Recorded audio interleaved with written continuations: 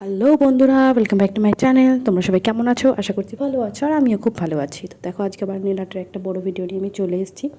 ফার্স্টে একটা রানি পিঙ্ক কালারের নেল পালিশ আমি পরিয়ে নিয়েছি। দেখে পুরো একদম রেড রেড মনে হচ্ছে, বাট রেড নয়, মানে দুধালতা টাইপের কালার লাগছে, সেটা কিন্তু নয়। একদম প্রপার যে পিঙ্ক বা রানি কালারটা, সেই কালারটা আমি পরিয়ে নিয়েছি। পরানোর পর সেটা পুরোপুরি শুকিয়ে নেবো। এবার শুকানোর পর দেখো ডটের টুলসে আমি হোয়াইট কালার নেল পালিশ নিয়ে নিয়েছি। আর হ্যাঁ, আমি অগুন্তি ডট ডট দিয়ে একটা ফুল করেছি, আর মেরিলটা পুরোটা হোয়াইট কালার দিয়ে ভর্তি করে দিয়েছি।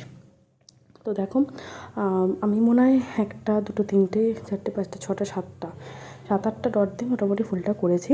তোমাদের পেজ অনুযায়ী তোমরা করবে, আর আমি একটু নিচ সাইড করে করেছি।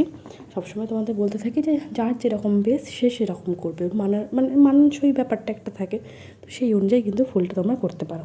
তো দেখো, ভেতরটা ভরাট করে নিয়ে টুথপিকে আমি একটা ব্ল্যাক কালার নেল পলিশ নিয়েছি। ফুলের ডান্টিটা যেটা, এটা আমি ব্ল্যাক দিয়ে করছি। এটা যেমন হোয়াইট গ্রিন দিয়েও করলে পারতে, সেটা ভালো লাগতো।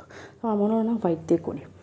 আর এরপর দেখো, সেফটি পিনে আমি গ্রিন কালার নেল পলিশ নিয়ে দুটো দুটো করে দুধারে দুটো আমি পাতা করে দিয়েছি। আমি দেশলে কাঠি দিয়ে করলাম, যাতে আমি দেশলে কাঠি বলছি, সরি, সেফটি পিন দিয়ে করলাম যাতে সরু সরু পাতাগুলো হয়। এরপর এটা এভাবে রেখে দেবো।